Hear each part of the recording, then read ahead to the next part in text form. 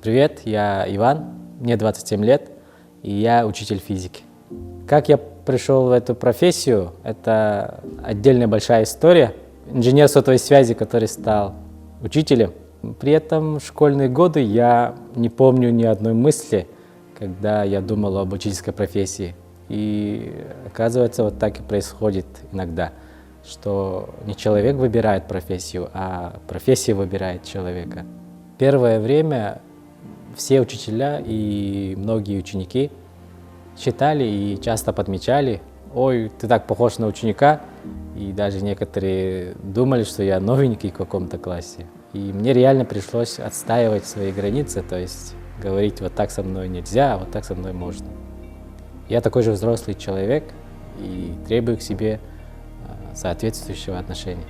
Многие учителя убеждены в том, что дети, они должны делать все то, что им скажут, и они всегда должны подстраиваться под учителя. То есть пришел вот учитель на урок, и все дети должны сидеть с открытыми ртами и смотреть на учителя. И это должно быть по умолчанию.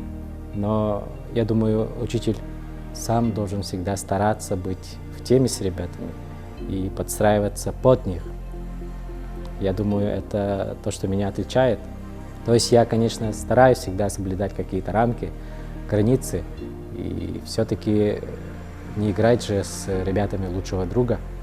Но тем не менее я всегда стараюсь разбираться в том, чем интересуются мои ребята, чем они живут и что они вообще ожидают от этой жизни.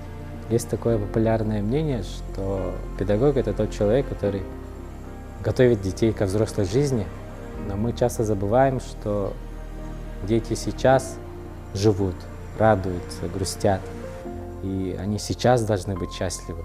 И изначально, когда я пришел в школу, у меня была миссия вести свои уроки так, чтобы дети чувствовали себя комфортно и чувствовали себя защищенными на моих уроках. Я думаю, я повзрослел и понял, что в жизни все приходит постепенно. Не бывает так, что вот проснулся и все, ты классный, все у тебя получается и все тебе там говорят. То есть раньше казалось, что все приходит к тебе легко. Вот просто так повезло, вот кому-то повезло и тебе повезет, но нет. За этим стоит огромная работа.